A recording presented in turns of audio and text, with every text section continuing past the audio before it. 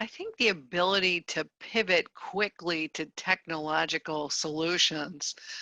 As an example, we own a company called New Stuff that makes artisanal crackers and waffle cookies.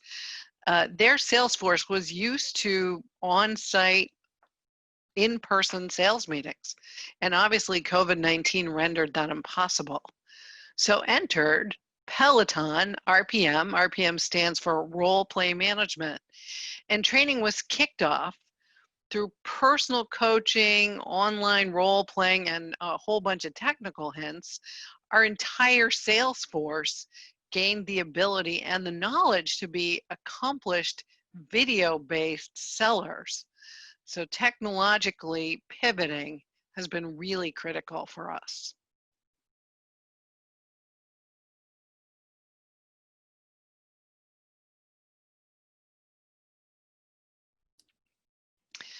So we're continuing to evaluate technology platforms that leverage artificial intelligence.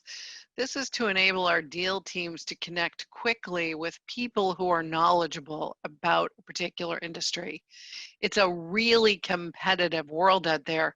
So the faster we can gain domain knowledge, the better it is. Now, of course, at the same time, this is a financial marriage. So relationships really, really matter. And we have to figure out creative ways of using virtual platforms to enable that connection, whether it's a Zappy Hour, which is the Zoom version of a happy hour, or the like.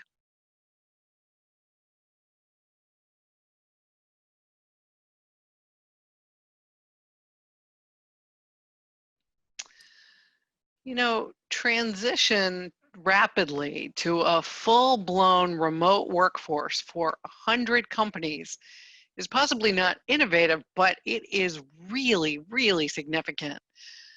Luckily, we had already built a lot of reporting to identify technology and security risks early in our investment period. Much of this reporting is based on the prioritization of technological risks related to functional areas like budgeting or infrastructure or staffing. Now, originally, we did this to enable scaling and growth quickly. But in the current environment, our ability to identify gaps in technology has been a lifesaver and has sped up the digitalization really of everything.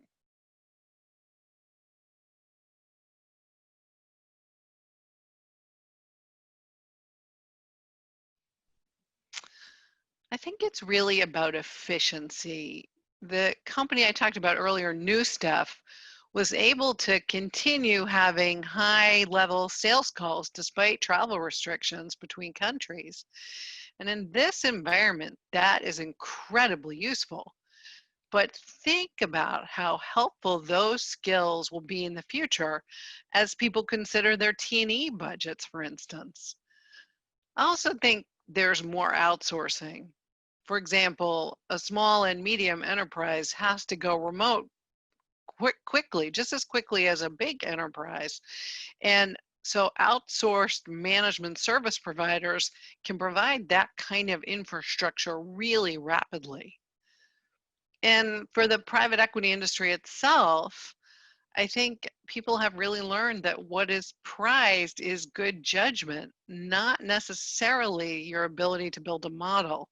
So some of that can be outsourced as well.